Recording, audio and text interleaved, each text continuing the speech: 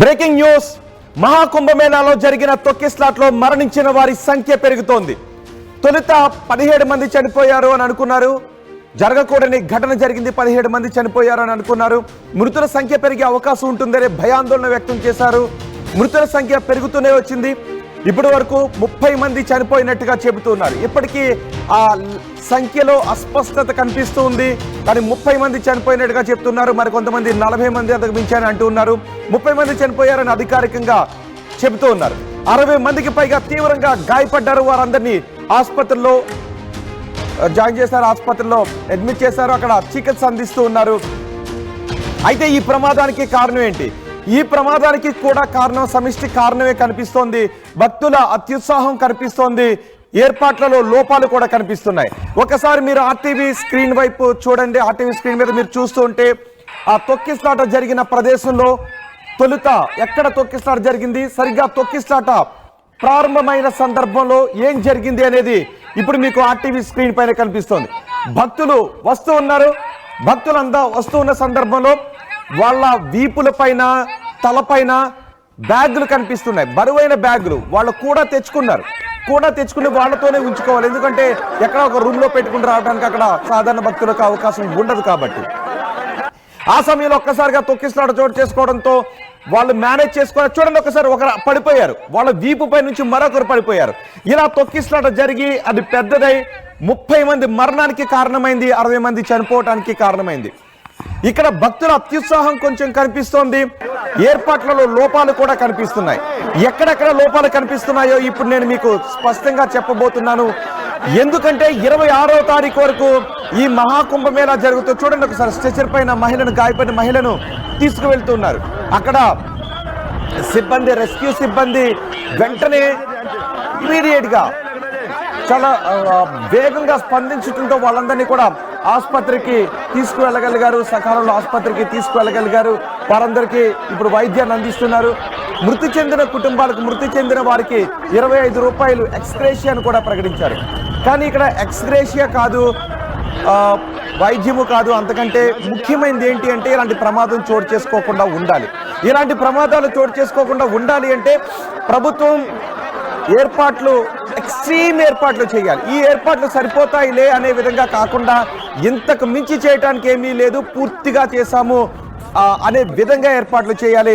అలాగే భక్తులు కూడా, అక్కడికి వచ్చే భక్తులు కూడా ఎవరికి సూచించిన ఘాట్లలో వాళ్ళు వెళ్ళి స్నానాలు చేస్తే ఇలాంటి తొక్కిస్లాట్లు చోటు చేసుకునే అవకాశమే ఉండదు. ఇక్కడ నేను మీకు ముందు కొన్ని మ్యాప్ల ద్వారా చాలా స్పష్టంగా వివరించబోతున్నాను. ఎందుకంటే అక్కడ భక్తులు చేసినటువంటి తప్పిదం ఏముంది, అధికారులు చేసిన తప్పిదం ఏముంది అనేది నేను మీకు స్పష్టంగా చూపించబోతున్నాను. మౌని అమావాస్య రోజు 11 కోట్ల మంది భక్తులు ఇక్కడికి వస్తారు. ఇది ప్రపంచంలోనే అతిపెద్ద ఆధ్యాత్మిక సంగమం.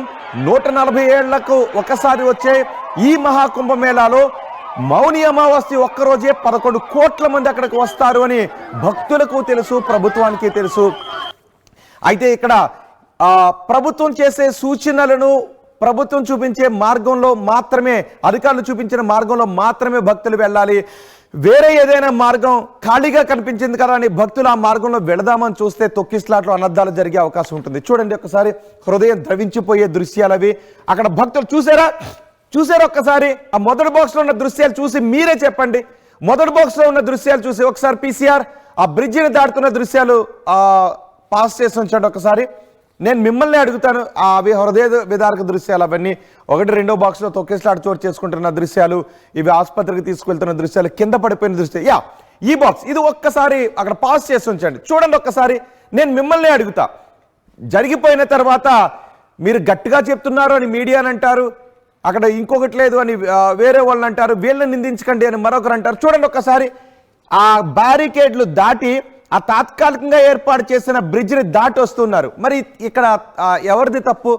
నిజానికి ఏమైనా కూడా ఆ బ్యారికేడ్లను దాటి వెళ్ళొద్దు. వెళితే మిమ్మల్ని చూసి మరొకరు, వాళ్ళ వెనక ఇంకొకరు, ఇంకొకరు, ఇట్లా అది ఒక అనర్థానికి దారితీసే అవకాశం ఉంటుంది. క్రమశిక్షణ అక్కడ తప్పిందా అనర్థాలకు దారితీసే అవకాశం ఉంటుంది. చూడండి ఒకసారి, వాటి పైనుంచి ఒక వ్యక్తి, ఒకసారి నన్ను ఫ్రేమ్లోకి తీసుకొని పీసీఆర్ చూడండి ఒకసారి. ఇక్కడ చూసారా, ఇతను ఆ బ్యారికేడ్ దాడుతున్నాడు. ఇది తాత్కాలికంగా ఏర్పాటు చేసిన బ్రిడ్జ్. ఇతను దాటుతున్నాడు, ఆల్రెడీ దాటేశాడు, జారిపోతున్నాడు, కాలు జారిపోతుంది, పట్టుకుని ఉన్నాడు. వీళ్ళని చూసి మరొకరు ఇంకొంతమంది దాటే ప్రయత్నం చేస్తున్నారు. వీళ్ళు జారి పడిపోతే ఇక్కడ ఏదైనా జరిగే అవకాశం లేదా? ఇది తాత్కాలికంగా భక్తుల కోసం ఏర్పాటు చేసిన బ్రిడ్జ్. మరి ఇలా దాటి ఇక్కడికి రావచ్చా? షార్ట్ కట్లో వెళ్ళిపోయి స్నానం చేద్దామని రావచ్చా? అది వేరే భక్తులకు అనర్థం కలిగించే అవకాశం లేదా? వేరే భక్తులకు కష్టం కలిగించే అవకాశం లేదా? మరి ఇక్కడ భక్తులను తప్పు పట్టాల్సిన అవసరం లేదు. చూడండి ఒకసారి ఈ దృశ్యాలు చూడండి ఒకసారి. ఇక్కడ మహిళలతో పాటు ఈ పిల్లర్స్ పైకి దూకి జారి కిందకు వచ్చేస్తున్నారు. ఇక్కడ ఏదైనా జరిగితే, ఇక్కడ ప్రమాదం జరిగితే మళ్ళీ ఎవరిని నిందించాలి? ఇది సమిష్టి లోపం కాదా? ఇది సమిష్టి బాధ్యత కాదా? ఇది సమిష్టి వైఫల్యం కాదా? ఇక్కడ చూడండి ఒకసారి ఇక్కడ శవాల కుప్ప. ఇక్కడ శవాల కుప్పకు కారణం కూడా సమిష్టి బాధ్యత. అధికారులది బాధ్యత ఉంది, అక్కడికి వచ్చిన భక్తులది బాధ్యత ఉంది. పాపం అమాయక భక్తులు ఇక్కడ చనిపోయారు. అందులో మహిళలు ఉన్నారు. కర్ణాటకకు చెందిన వాళ్ళే నలుగురు నుంచి 5 వరకు ఉన్నారు అని తెలుస్తూ ఉంది. చూడండి ఇక్కడ శవాల కుప్ప. ఇక్కడ పాపం వాళ్ళు తెచ్చుకున్న బ్యాగులు ఇవన్నీ ఒక దశలో వాటిని మోయలేక, వాటిని వదిలేయలేక, వాటి కింద పడిపోయిన వాటిని తీసుకోలేక కూడా కింద పడిపోయి వాళ్ళ పాదాల కింద నలిగిపోయారని చెప్తున్నారు. మరి కొద్దిసేపట్లో ఘాటు దగ్గరికి వెళ్తాం, పుణ్యస్నానాన్ని ఆచరిస్తామని అక్కడి నుంచి ఎంతో దూరం నుంచి, ప్రపంచం నలుమూలల నుంచి వచ్చిన హిందువులు ఉన్నారు, దేశం నలుమూలల నుంచి వచ్చిన హిందువులు ఉన్నారు. పుణ్యస్నానాలను ఆచరించి వెళ్దామనుకుంటే ఇలాంటి వాళ్ళ వల్ల కదా ఇలాంటి తొక్కిసలాటలు జరుగుతాయి. ఎక్కడికైనా వెళ్ళి, ఎందుకంటే నేను మరీ ఎందుకు చెప్తున్నానంటే 26వ తారీఖు వరకు ఈ కుంభమేళా ఉంటుంది. 26వ తారీఖున మహాశివరాత్రి పర్వదినం రోజున ఈ కుంభమేళా ముగుస్తుంది, మహాకుంభమేళా. అఫ్కోర్స్ జీవితంలో ఒక్కసారి కూడా రాకపోవచ్చు.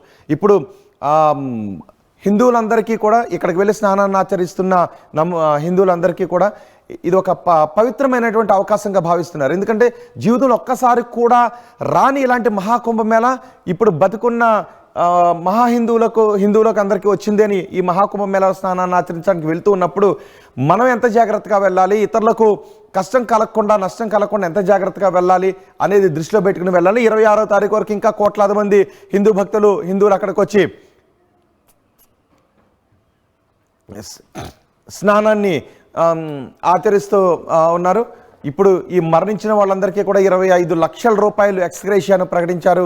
25 లక్షల రూపాయలు ప్రభుత్వం ఎక్స్గ్రేషియా ప్రకటించింది. కానీ ఒక ప్రతి ప్రమాదానికి చూడండి, ఎక్కడో ఒక చోట ప్రతి ప్రమాదంలోనూ కొంచెం తరచి చూస్తే ఒక నిర్లక్ష్యం చాలా స్పష్టంగా కనిపిస్తుంది. యాక్ట్ ఆఫ్ గాడ్ లాంటివి, సునామీలో, ప్రకృతి వైపరీత్యాలో పక్కన పెడితే ప్రతి ప్రమాదంలో కూడా ఒక నిర్లక్ష్యం ఒక చోట చాలా స్పష్టంగా కనిపిస్తుంటుంది. ఇక్కడ కూడా మనకి నిర్లక్ష్యం కనిపిస్తుంది.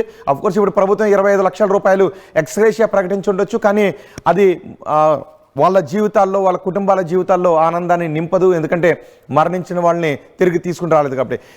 మళ్ళీ చెప్తున్నాను, 26వ తారీఖు వరకు చాలామంది భక్తులు వెళ్తారు.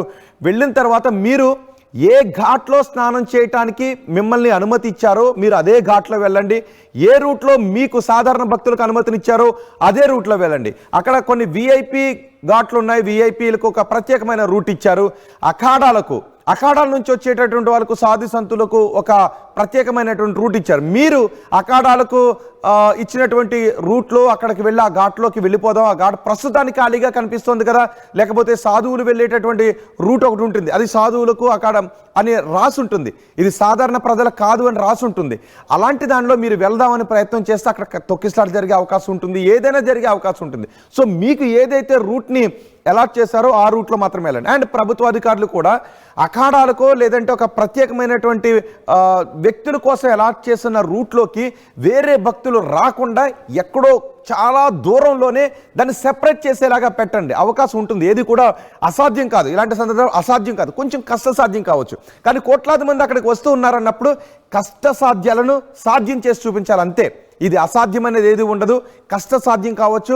ప్రభుత్వం తలుచుకుంటే కష్టసాధ్యం అనేది కూడా ఉండదు. అక్కడ భద్రతా ఏర్పాట్లు ఇంతకు మించి ఇది సరిపోతాయిలే అనేది తప్పు. ఇంతకు మించి ఏది లేదు అనే విధంగా మాత్రమే ఇలాంటి చోట్ల భద్రతా ఏర్పాట్లు ఉండాలి. తద్వారా మాత్రమే ప్రజలకు ఆటంకం కలిగే అవకాశం ఉండదు. ఇప్పుడు నేను మీకు మ్యాప్ పై చూపిస్తున్నాను. మ్యాప్, ఈ ఆర్టీవీ స్క్రీన్ పైన మీరు మ్యాప్ చూడొచ్చు. ఇదే త్రివేణి సంగమం.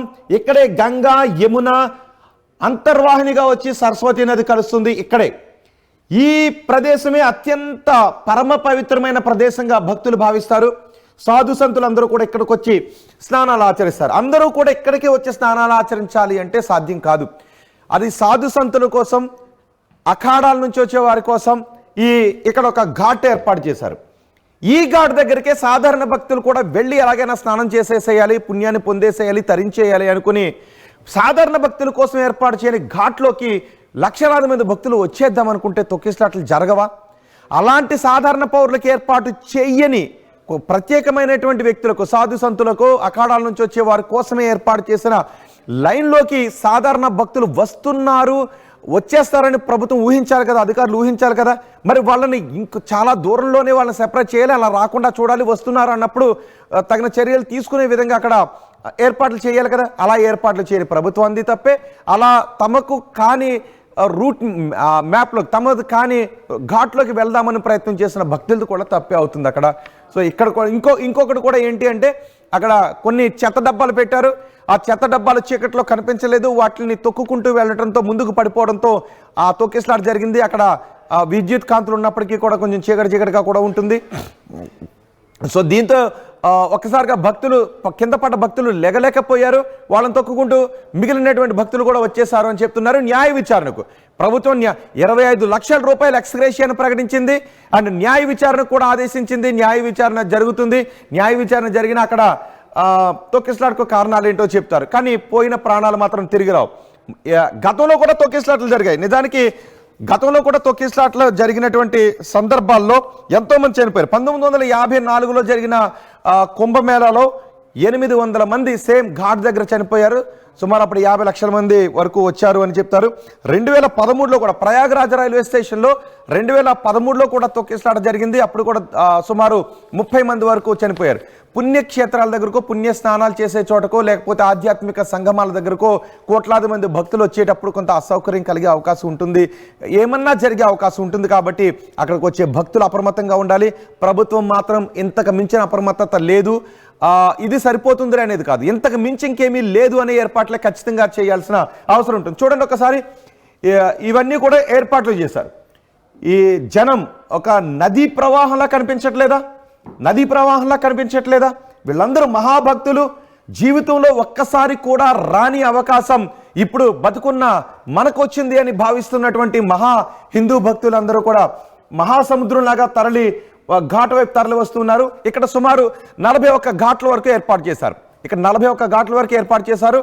అందులో ఎవరెవరికి ఏ ఘాట్లోకి వెళ్ళాలి అనేది ముందుగానే ఏర్పాట్లు చేశారు. అక్కడ రాసి ఉంచారు. కానీ కొంతమంది చెప్తున్నారు ఆ రాసి ఉంచినవి సరిగా లేదు అని చెప్తున్నారు. అంటే ప్రభుత్వ అధికారులు, ప్రభుత్వం విఐపి సేవల్లో తరిస్తున్నారు తప్ప అక్కడ భక్తులకు సరైన దిశను చూపించే విధంగా ఏర్పాట్లు ఏదో తూతూ మంత్రంగా చేసేశారు అని కొంతమంది స్వామీజీలే చెప్తున్నారు. కొంతమంది స్వామీజీలు మేము సూచనలు చేశాం ప్రభుత్వానికి, కానీ మా సూచనలు ఏమాత్రం పట్టించుకోలేదు అని చెబుతూ ఉన్నారు. అందుకే తొక్కిసలాట జరిగింది అని చెబుతూ ఉన్నారు.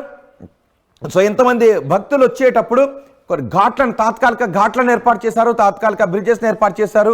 ఆ తాత్కాలిక ఘాట్లు ఎవరు ఏ ఘాట్ దగ్గరికి వెళ్ళాలి అనేది స్పష్టంగా కనిపించట్లేదని చెప్పి మీరు ఏర్పాట్లు చేశారు సరే, కానీ భక్తులు వాళ్ళకి ఏర్పాటు చేసిన ఘాట్లోనే వెళ్తూ ఉన్నారా సాధారణ భక్తులు? లేదా అఖాడాల కోసమో, సాధు సంతుల కోసం ఏర్పాటు చేసిన ఘాట్లోకి భక్తులు వచ్చేస్తున్నారా? అలా రావడానికి ఎక్కడెక్కడ అవకాశాలు ఉంటాయి? అంటే గెంట్రితే పడిపోయే బ్యారికేడ్లను కాదు కదా ఏర్పాటు చేయాల్సిందే. భక్తుల్లో కోట్లాది మంది భక్తులు వస్తూ ఉన్నప్పుడు అందులో రూల్ బ్రేక్ చేసే వాళ్ళు కూడా ఉంటారు. అవకాశం దొరికిందంటే దూరిపోయే భక్తులు కూడా ఉంటూ ఉంటారు. కాబట్టి గెంటితే పడిపోయే బ్యారికేడ్లను కాదు ఏర్పాటు చేయాల్సింది, కొంచెం పక్కాగానే ఏర్పాటు చేయాలి. అండ్ పక్కాగా సూచించే బోర్డులు అవసరమైతే మామూలుగా బోర్డు పెట్టే ఉన్నది కదా, పెద్ద పెద్ద బోర్డులు పెట్టాలి. నిరంతరం అక్కడ ఒక పర్యవేక్షణ ఉండాలి, నిరంతరం పర్యవేక్షణ ఉండాలి. ఎవరైనా భక్తులు తమకి కాని రూట్లో, సాధారణ భక్తులకు కాని రూట్లో, లేదా ఒక ప్రత్యేక సాధు సంతులకు, అఖాడాకు చెందిన వారి కోసం ఏర్పాటు చేసిన రూట్లోకి సాధారణ భక్తులు వెళ్ళిపోతున్నారు అంటే వాళ్ళను అక్కడ ఆపి సరైన రూట్లోకి సామరస్యంగా పంపించేటటువంటి ఏర్పాట్లను పక్కాగా చేసి ఉండాలి. అది కూడా లోపం కిందకే వస్తుంది. భక్తులు తమకి కాని రూట్లోకి వెళ్ళటము, ప్రభుత్వం ఎవరైనా భక్తులు అలా వస్తూ ఉంటే వాళ్ళని అరికట్టే ఏర్పాట్లు చేయకపోవడం కూడా ఖచ్చితంగా స్పష్టమైనటువంటి లోపం కిందకి వస్తుంది. ఇక్కడ అదే జరిగింది. చూడండి ఒకసారి, భక్త జనం అంతా, కోట్లాది భక్త జనం మౌని అమావాస్య రోజు మహాకుంభమేళాలో అమృత స్నానాన్ని ఆచరించడానికి జీవితంలో ఒక్కసారి కూడా రాని అవకాశం ఇప్పుడు బతుకున్న మనకు వచ్చింది అంటూ అక్కడికి వస్తూ ఉన్నారు. స్నానాలు, పుణ్య స్నానాలను ఆచరిస్తున్నారు. చూసారా, ఇదంతా ఇలా కట్టారు చూసారా, ఇక్కడ కట్టారు. ఇది అవతలకు మాత్రమే పుణ్యస్నానాలు చేయాలి.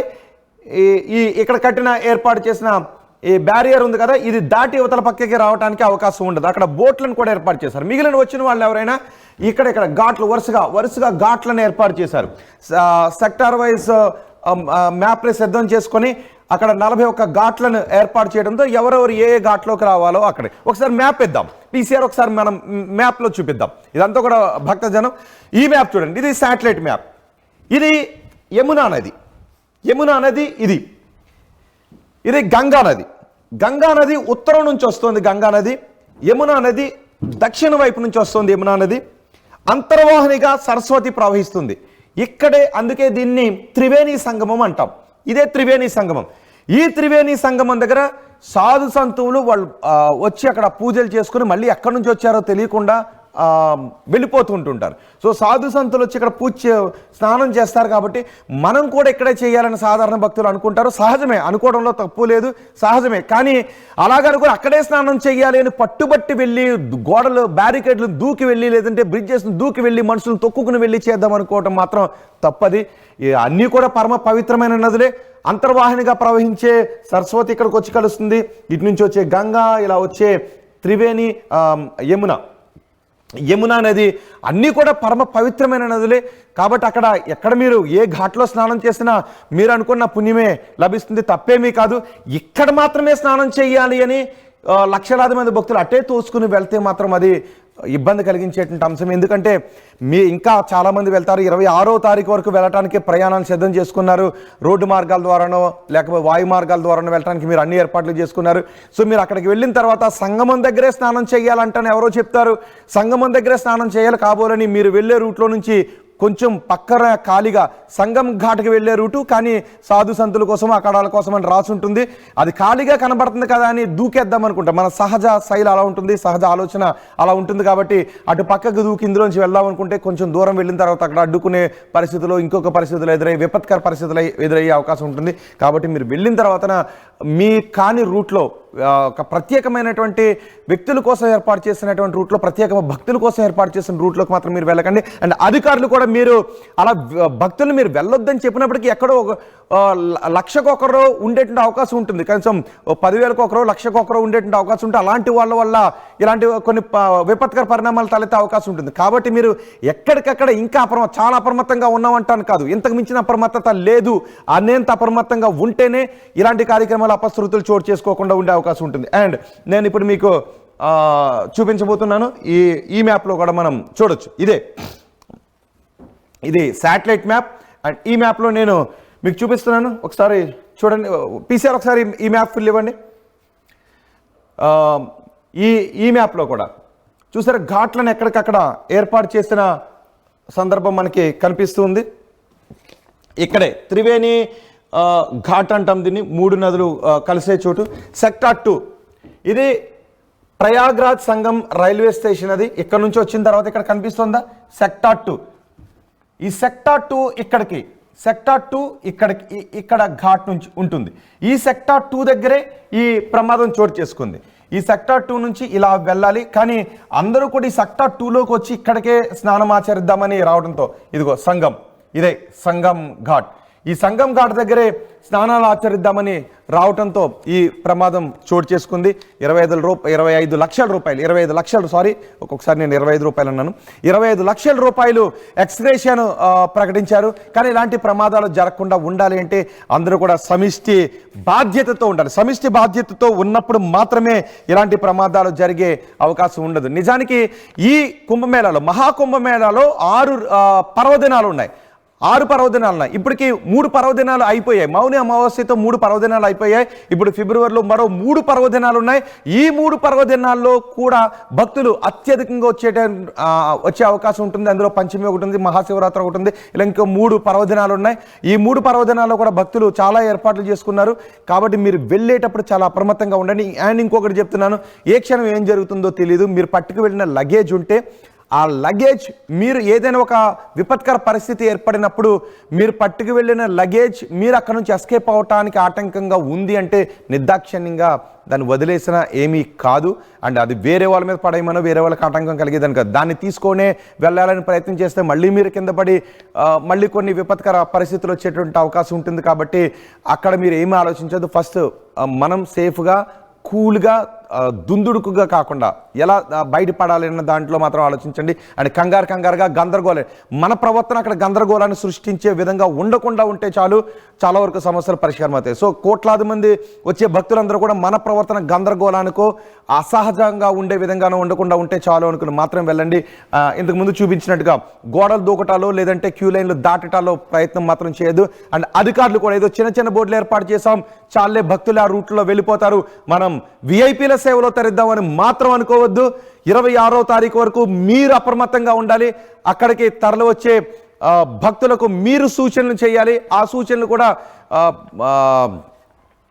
అల్లర్లకు దారితీసే విధంగానో గొడవలకు దారితీసే విధంగానో కాకుండా మీ సూచనలు ఖచ్చితంగా వాళ్ళు పాటించే విధంగా సామరస్యంగా అందరూ కూడా సామరస్యంగా కోఆర్డినేషన్తో మాత్రమే వెళ్ళాలి. భక్తుల మధ్య, అధికారుల మధ్య, ప్రభుత్వం మధ్య కోఆర్డినేషన్తో ఉంటే మాత్రమే ఇలాంటి కార్యక్రమాల్లో ఎలాంటి అపశృతులు లేకుండా చోటు చేసుకుని ముందుకు వెళ్ళే అవకాశం ఉంటుంది. అండ్ ఈ ఘటనపై యోగి మాట్లాడారు. అండ్ మా ప్రతినిధి ఢిల్లీ నుంచి మా ప్రతినిధి గోపి కూడా మనకు అందుబాటులో ఉన్నారు. ప్రభుత్వం ఏ విధంగా సమీక్షిస్తోంది వివరాలు అందించారు. ఒకసారి యోగి మాట్లాడారు. యోగి ఆదిత్యనాథ్ ఇప్పటికే యోగి ఆదిత్యనాథ్కి 4-5 సార్లు ప్రధాని మోదీ ఫోన్ చేశారని చెప్తున్నారు. ఒకసారి యోగి ఏం మాట్లాడారు చూద్దాం. रात्रि को 1 से 2 बजे के बीच में अखाड़ा मार्ग पर जहां पे अखाड़ों के अमृत स्नान के दृश्य से बैरिकेड्स भी किए गए थे, तो बैरिकेड्स को फांद करके आने में कुछ श्रद्धालु गंभीर रूप से घायल हुए हैं. उन्हें तत्काल हॉस्पिटल में पहुंचा करके उपचार आदि की व्यवस्था उनके लिए की गई है. उनमें से कुछ श्रद्धालु गंभीर रूप से घायल हैं. लगातार प्रशासन स्थानीय स्तर पर श्रद्धालुओं की सकुशल स्नान कराने के दृष्टि से रात्रि को कल सायंकाल 6:30-7 बजे से ही मौनी अमावस्या का मुहूर्त प्रारंभ होने के बाद से ही लगातार लगा हुआ है. प्रयागराज में महाकुंभ में श्रद्धालुजनों के सकुशल स्नान करने, अमृत स्नान के लिए देश भर से आए हुए श्रद्धालुजनों की व्यवस्था के लिए, उनके कुशल क्षेम के लिए आदरणीय प्रधानमंत्री जी का प्रातःकाल से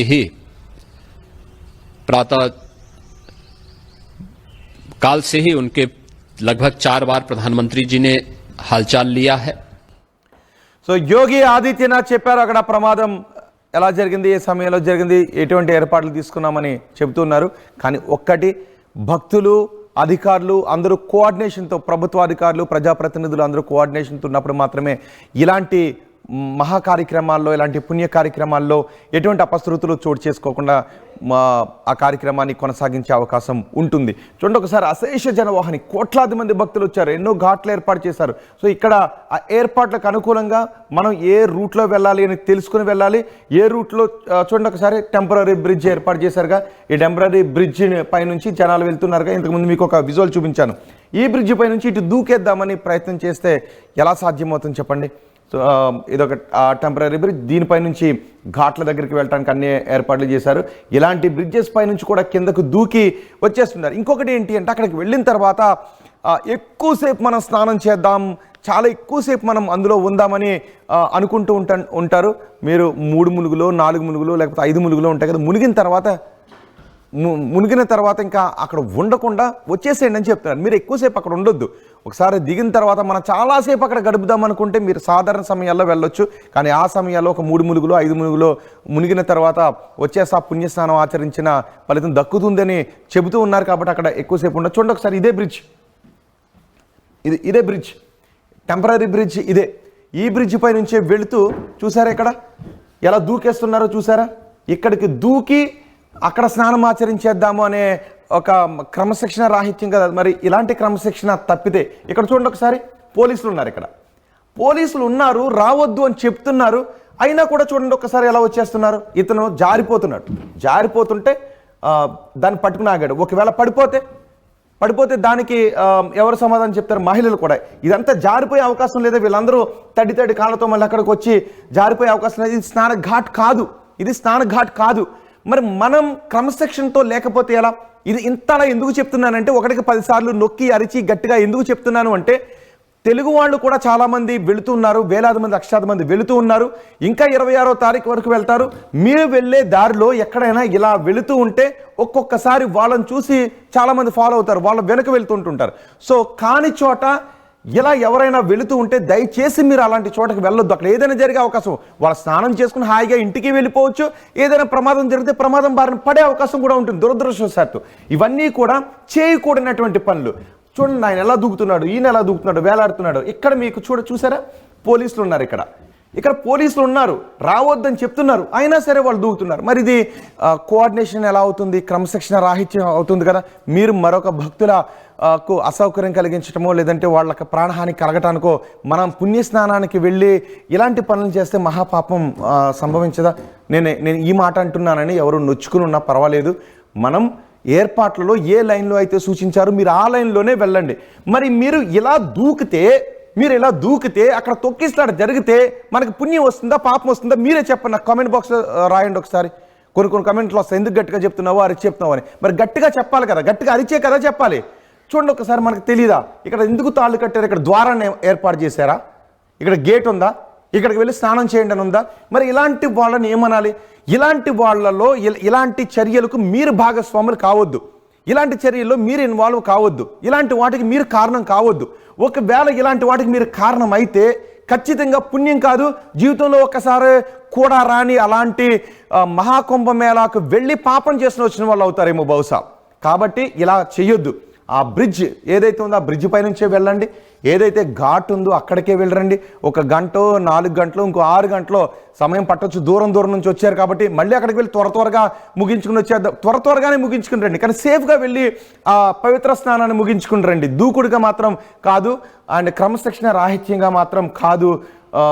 ఎందుకంటే అక్కడికి వెళ్ళిన తర్వాత క్రమశిక్షణ రాహిత్యంతో వెళ్తే అనుకోని ప్రమాదాలు జరిగే అవకాశం ఉంటుంది కదా. ఇప్పుడు 30 మంది మరణించడానికి కారణం సమిష్టి లోపమే కదా.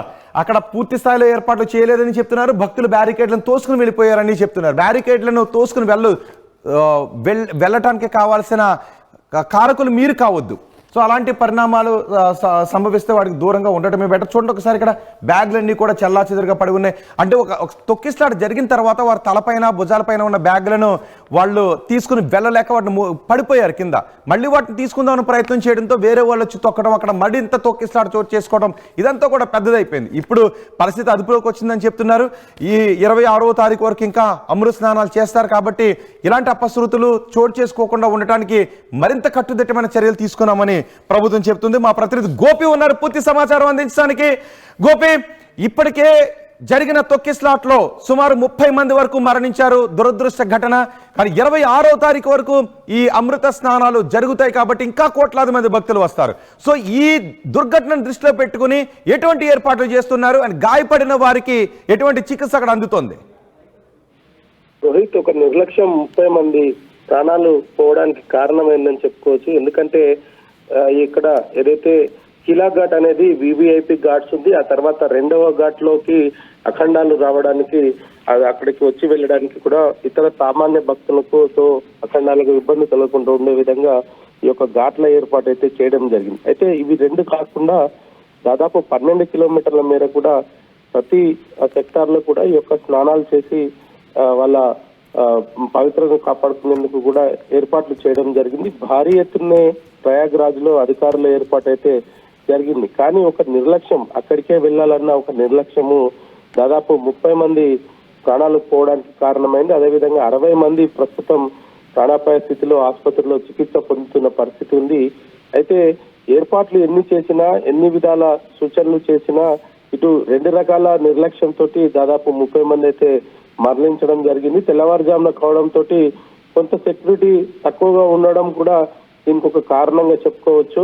అదేవిధంగా ఈ ఘటనకు సంబంధించి కూడా పూర్తిగా న్యాయ విచారణకు కూడా యోగి ఆదిత్యనాథ్ విచారణకు ఆదేశించడం జరిగింది. అయితే నేటి నుంచి కొన్ని కీలక పరిణామాలు ప్రయాగ్రాజ్ లో చోటు చేసుకుంటున్నాయి. నిన్న జరిగిన ఘటన తర్వాత ఏదైతే ఈ యొక్క కుంభ మేళా జరుగుతున్న ప్రాంతం ఉందో అక్కడికి పూర్తిగా వాహనాల నిషేధం అయితే నేటి నుంచి అమల్లోకి రానుంది.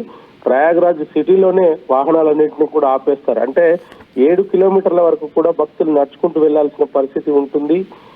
వెహికల్స్ అన్ని కూడా దగ్గరికి రావడము, అదే విధంగా కొంత అత్యుత్సాహంతో భక్తులు తమ అత్యుత్సాహాన్ని ప్రదర్శించడంతో ప్రస్తుతం ఈ నిర్ణయం తీసుకోవడం జరిగింది.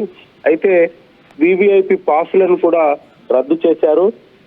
ఎవరిని కూడా వివిఐపీలను ప్రస్తుతం ఘాట్ వద్దకు రావద్దు అనేది కూడా చెప్తున్నారు. సంఘం వద్దకు వివిఐపీలను కూడా అనుమతించేది లేదు అనేది కూడా చెప్తున్నారు. ఈ ఆంక్షలన్నీ కూడా ఫిబ్రవరి 5వ తేదీ వరకు కూడా ఉంటాయి. 5వ తేదీ వరకు కూడా ప్రయాగ్రాజ్ మొత్తంలో ఇతర ప్రాంతాల నుంచి వచ్చే భక్తులు ఎవరికి కూడా తమ సొంత వాహనాలను అయితే అనుమతించేది లేదు. వాళ్ళు అక్కడ ప్రభుత్వం ఏర్పాటు చేసిన పబ్లిక్ ట్రాన్స్పోర్ట్ ద్వారా కొంత దూరం వెళ్ళవచ్చు. అక్కడి నుంచి కాలినడక ద్వారానే వెళ్ళాలి. ఎక్కడి నుంచి వచ్చిన వాళ్ళు కరెక్ట్ గా అక్కడ వరకే వెళ్లే విధంగా అయితే అధికారులు చర్యలు చేపట్టనున్నారు. ఎందుకంటే నిన్నటి వరకు కూడా వాహనాల అనుమతి ఉండడంతో ఎక్కడ ఘాట్ వద్ద రష్ తక్కువ ఉందో అక్కడి వరకు కూడా వాహనాలలో వెళ్లి అక్కడ స్నానాలు ఆచరించి రిటర్న్ వచ్చే పరిస్థితి ఉన్నది. అయితే వీటినన్నింటినీ కూడా తగ్గించే దిశగా ప్రస్తుతం ఆ యొక్క ఏర్పాట్లు చేశారు. వివిఐపి పాసులను రద్దు చేశారు. ఫిబ్రవరి 5 వరకు కూడా ప్రయాగ్రాజ్ లో చాలా కఠినమైన నియమాలను అయితే అమలు చేస్తామని చెప్తున్నారు. ప్రస్తుతం ఘటనకు సంబంధించి అయితే ఈ యొక్క న్యాయ విచారణ అయితే కొనసాగుతుంది. అక్కడ జరిగిన తప్పిదాలు, సీసీ ఫుటేజ్ ను వీటన్నిటిని కూడా పరిశీలించనున్నారు. అయితే క్షతగాత్రులకు ఏదైతే గాయపడ్డ వారికి మాత్రం మెరుగైన వైద్యం అందించేందుకు ఇప్పటికే అధికారులను ఆదేశించడం జరిగింది. ఈరోజు రైట్ గోపి, తొక్కిస్లాటతో అక్కడ కొన్ని ఆంక్షలు విధించారు. पहचान हो चुकी है और शेष की शिनाख्त की जानी बाकी है. कुछ लोग बाहर के प्रदेशों के भी इनमें से हैं, जैसे कर्नाटका के 4 लोग हैं, असम से 1 हैं, गुजरात से 1 हैं. कुछ घायलों को परिवार के सदस्य को लेकर चले गए हैं तथा 36 घायलों का इलाज स्थानीय मेडिकल कॉलेज में चल रहा है. श्रद्धालुओं की सुविधा के लिए मेला प्रशासन द्वारा हेल्पलाइन नंबर 1920 जारी किया गया है, जिस पर यदि कोई व्यक्ति गायब है तो उसके संबंध में जानकारी प्राप्त की जा सकती है. इस समय स्थिति सामान्य है. माननीय मुख्यमंत्री जी द्वारा सभी पूज्य महामंडलेश्वरों, संतों एवं अखाड़ों से वार्ता कर आग्रह किया गया है और सभी इस अमृत स्नान के भागीदार बने.